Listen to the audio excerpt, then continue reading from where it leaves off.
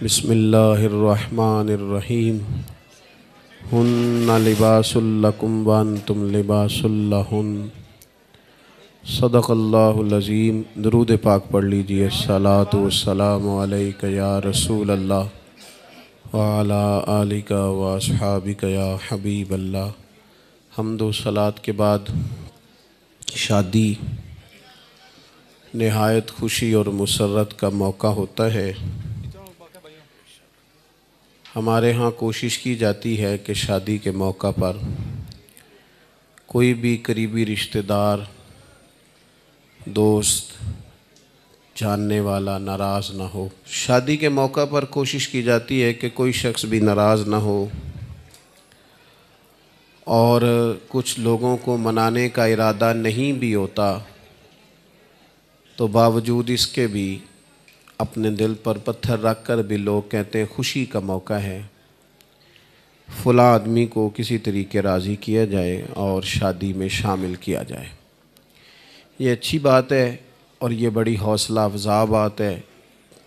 کسی مسلمان مومن کو ناراض کرنا بھی نہیں چاہیے، لیکن عرض یہ ہے کہ جہاں شادی پہ ہماری کوشش ہوتی ہے کہ کوئی ہمارا اپنا ناراض نہ ہو، کوئی ہمارا قریبی پیچھے نہ رہ جائے، تو یہ بھی تو کوشش ہونی چاہیے نا شادی پہ کہ اللہ رسول ناراض نہ ہو، اور کوئی ایسا کام نہ کیا جائے جس سے اللہ تعالیٰ ناراض ہو جائے یا نبی پاک علیہ الصلاۃ والسلام کی ناراضگی کا وہ سبب بن جائے۔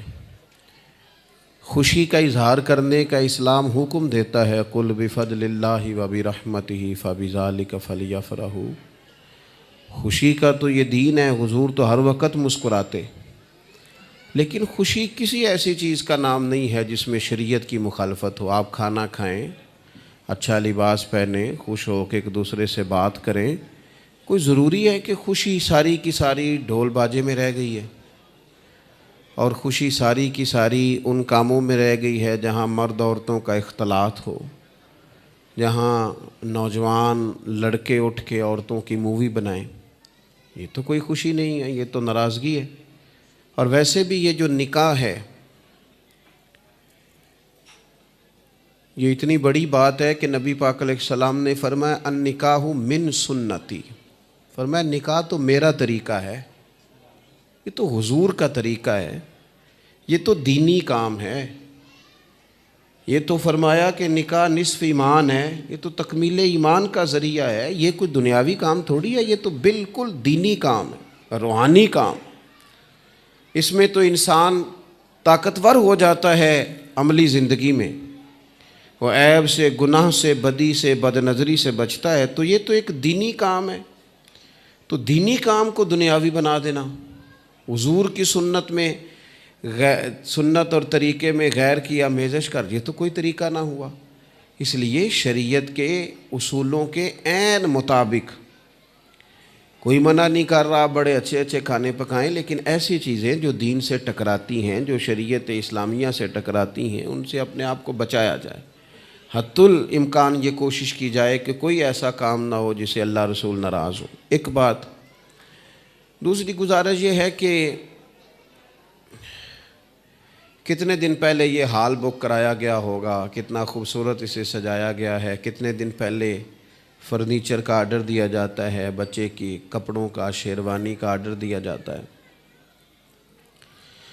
اگر اتنے دن پہلے یہ کوشش کی جاتی ہے تو صرف ایک دو دن پہلے اگر بیٹی اور بیٹے کو کسی معلم اور کسی معلمہ کے پاس لے جا کر، بیٹی کو معلمہ کے پاس، بیٹے کو معلم اور استاذ کے پاس لے جا کے اسے میاں بیوی کے حقوق بھی سکھا لیے جائیں، کچھ نکاح طلاق کے مسائل سے بھی آگاہ کر لیا جائے، تو اتنی زیادہ معاذ اللہ ثم معاذ اللہ، اللہ تعالیٰ معاف فرمائے، جو طلاقیں ہوتی ہیں بچ جائیں گی اگر مسائل کا پتہ ہوگا تو۔ لیکن ہم جن کاموں کی اشد ضرورت ہوتی ہے وہ نہیں کرتے۔ بچوں کو تعلیم دی جائے، بتایا جائے اور ان کو سکھایا جائے کہ بھئی اس طرح کر کے آپ کا، دیکھیں نا، دو باتیں عرض کرتا ہوں۔ نبی پاک صلی اللہ تعالیٰ علیہ وسلم نے عورت سے یہ کہا تھا، اگر خدا کے علاوہ کسی کو سجدہ جائز ہوتا تو میں عورت سے کہتا کہ وہ اپنے خاوند کو سجدہ کرے۔ کیا معنی اس میں تعلیم دی کہ وہ تعظیم کرے اپنے شوہر کی، اس کا اکرام کرے۔ اور دوسری جانب مرد کے لیے حضور نے فرمایا تم میں سے بہترین شخص وہ ہے جو اپنے گھر والوں کے لیے بہتر ہے۔ باہر تمہارا اخلاق بڑا اچھا ہے، تم بڑے اچھے ہو، گھر آتے ہو تو تلخ ہو، لہجہ ہی ٹھیک نہیں۔ ہن لباس لکم وانتم لباس لہن، مرد عورت کا لباس ہے، عورت مرد کا لباس ہے، تو بیوی نے تمہیں بات بتانی ہے ساری، یہاں تم ڈانٹ کے چپ کرا دیتے ہو یا ٹال دیتے ہو۔ چاہیے تو یہ کہ اسے وقت دو۔ محبوب نے فرمایا تم میں بہترین شخص وہ ہے جو اپنے گھر والوں کے لیے بہتر ہے۔ سید عائشہ صدیقہ رضی اللہ تعالیٰ عنہ فرماتی ہیں حضور اتنے کریم تھے، جب تک گھر میں رہتے گھر کا کوئی کام ہی کرتے رہتے۔ تو اپنے گھر والوں کے ساتھ یہ رویے پہلے سے سکھائے جائیں۔ تیسری بات، اور بس میں اپنی بات سمیٹتا ہوں، وقت بہت زیادہ ہو گیا ہے۔ تیسری بات یہ ہے کہ جو گھر والے ہیں وہ کوشش کریں میاں بیوی کے درمیان محبت پیدا کرنے کی۔ ایسی باتیں نہ کریں جس سے ان کے درمیان گھر میں ساری نعمتیں موجود ہوں، بچے بھی ہوں، گھر بھی کشادہ ہو، ہر چیز ہو نا گھر میں، صرف میاں بیوی کا پیار نہ ہو، اس گھر میں رہا نہیں جا سکتا۔ اور کچا مکان ہو، تھوڑے پیسے ہوں، لیکن گھر میں ایک دوسرے کے ساتھ تعلق احترام اور اعتبار کا ہو تو وہاں بڑی ٹھنڈی سانسیں لی جا سکتی۔ ہمارے ہاں یہ ہوتا ہے کہ چاہیے تو یہ نہ کہ میاں بیوی کو ایک دوسرے کے حق میں باتیں بتائی جائیں کہ بیٹا تیری بیوی بڑی اچھی ہے، دیکھنا سارا کچھ چھوڑ کے آئی ہے تیری خاطر، اور بچی کے گھر والے کہیں کہ تیرا شوہر بڑا اچھا ہے، وہ تو جب بھی آتا ہے، لیکن وہ کیا ہوتا ہے کہ لڑکی کے گھر والے اسے کہتے ہیں پتر بس ان تو گزارا ہی کرنا ہے، نصیب ہی ہے انسان۔ اور یہی بات وہ ویکھو نا، جے منڈے نوں آوندیاں سار پانی پوچھ لیندی تے چنگا نہیں سی، وہ بھئی آپ نے دو لفظ کہہ کے تباہی کر دی، آپ تو سائڈ پہ چلے گئے، انہوں نے اکٹھے رہنا تھا، زندگی میں زہر گھول دیا۔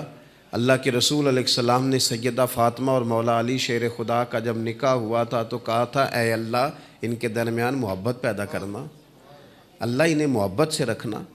حضور علیہ السلام اپنی ازواج کے ساتھ محبت کرتے، پیار کرتے، ان کی بات سنتے۔ تو کوشش کریں کہ میاں بیوی کو سپورٹ کریں اس طرح کہ وہ ایک دوسرے سے جڑیں، ان کے درمیان جتنی زیادہ اعتبار ہوگا، احترام ہوگا، جتنی ان کے درمیان ایک دوسرے کے لیے دل میں وسعت ہوگی، اتنا گھر صحیح رہے گا۔ ورنہ میں نے دیکھا ہے کہ بچے بیچارے دوراہے میں کھڑے ہیں کہ ہم نے ابا کو سپورٹ کرنا ہے کہ اماں کو سپورٹ کرنا ہے۔ میں گھر میں موجود تھا تو میرے گھر والوں نے کہا کہ مدرسے کا ایک بچہ بڑا روتا ہوا آیا ہے، تو میں پریشان ہو گیا، شاید کسی استاذ نے مارا ہے۔ بچے کو میں نے جلدی سے بلایا تو وہ کانپ رہا تھا، تڑپ رہا تھا، تو میں بڑا پریشان ہو گیا، خدا خیر کرے۔ میں نے اسے تھپکی دی، پیار کیا، میں نے کہا پتر کیا ہوا؟ کہنے لگا پیر صاحب گھروں ٹیلی فون آیا ہے، میری امی تے ابو پھر پہ لڑتے نے، تو جب وہ لڑتے ہیں تو ہم چار پائیوں کے نیچے چھپتے ہیں، رونا آتا ہے۔ حضرت صاحب پتہ نہیں ان کار کی ہوندا ہونا ہے، کوئی دعا فرماؤ۔ تو کون اسے تڑپا رہا ہے؟ کوئی غیر؟ بچے تڑپ کے رہ جاتے ہیں جب ماں باپ کا اختلاف ہوتا ہے۔ تو شروع سے ہی کوشش کی جائے کہ ان کو کچھ اس طرح رکھا جائے۔ یہ اس درد کو سمجھیے گا جو میں نے بیان کیا ہے، اور جو لوگ اس کرب سے گزرے ہیں وہ یاد رکھیں کہ وہ گھر کئی حصوں میں تقسیم ہو جاتا ہے جہاں میاں بیوی کا آپس میں سلوک ٹھیک، وہ کوئی بھی نہیں کپڑے نہیں پائی دے جڑے ویاہ تے ملتے ہیں، ساری عمر وہ کپڑے پانے نے۔ کوئی اس بات سے لڑائی شروع کر دی ہے کہ سانو دنوں تے کپڑے نہیں سن ملے، سانو خیر مقدم نہیں سی آکھیا، ساڈے نال ملنی نہیں سی کیتی۔ او خدا کا خوف کرو، کس بات کو لے کر آپ نے دو زندگیوں سے کھیلنا شروع کر دیا ہے؟ تو کوشش کریں کہ باہمی محبت ہو، قرار ہو۔ مجھے امید ہے جو میں نے چند گزارشات کی ہیں، یہ میرے شیڈول میں پروگرام نہیں تھا، لیکن دوست بڑی محبت والے تھے اور بڑا ہی رابطہ کر رہے تھے، شاید ان کی محبت کا ہی یہ صلہ ہے کہ اللہ نے موقع بنا دیا اور میں یہاں حاضر ہو گیا۔ اللہ کے حضور دعا کرتا ہوں اللہ تعالیٰ ماں بہن دونوں کے بہت ساری محبت رکھے، اور جتنے خوبصورت چہرے اس شادی میں شریک ہیں اللہ تعالیٰ سب کو برکات عطا فرمائے۔ اللہم صلی علی سیدنا مولانا محمد معدن الجود والکرم وآلہ وبارک وسلم۔ اللہ تعالیٰ اپنے فضل و احسان کے ساتھ اس خوبصورت شادی کو، ان دونوں کو بہت ساری برکات عطا فرما۔ اے اللہ ان دونوں کے درمیان پیار، محبت، اتفاق، احترام اور اعتبار کے رشتے کو قائم فرما۔ چھوٹی چھوٹی باتیں درگزر کر کے اعلیٰ ظرفی سے زندگی گزارنے کی توفیق عطا فرما۔ ان کے ماں باپ کو ان کی طرف سے ہمیشہ ٹھنڈی ہوا عطا فرما۔ کائنات کے رب سب کی بیٹیوں کو اپنے اپنے گھروں میں آباد فرما، سب کے بیٹوں کو اپنے اپنے گھروں میں آباد فرما، اولاد کی دکھ تکلیف دیکھنے سے سب کو محفوظ فرما۔ اے کائنات کے مالک، نبی پاک علیہ السلام اور آپ کی ازواج مطہرات مومنوں کی مائیں، ہمیں ان کے طریقوں پر چلنے کی توفیق عطا فرما۔ ان دونوں کو رزق حلال، صدق مقال، اولاد صالح، دنیا اور آخرت کی نعمتوں سے مالا مال فرما۔ حاسدوں کے حسد سے، شریروں کے شر سے، مفسد کے فساد سے، ظالم کی میلی نظر سے، نفس اور شیطان کی شرارتوں سے بچا۔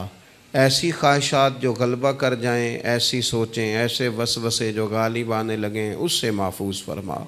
اے اللہ، مقدر کی ساری خزائیں رخصت کر کے بخت کی بہاریں عطا فرما، امت کی خیر فرما۔ ترکی، لبنان، جہاں جہاں مسلمان تکلیف میں، اللہ امت کی خیر فرما، امت پر فضل فرما، پاکستان پر رحم فرما، دنیا اور آخرت میں ہماری پردہ پوشی فرما۔ رب اغفر وارحم وانت خیر الراحمین، وصلی اللہ تعالی علی حبیبہ سیدنا محمد علیہ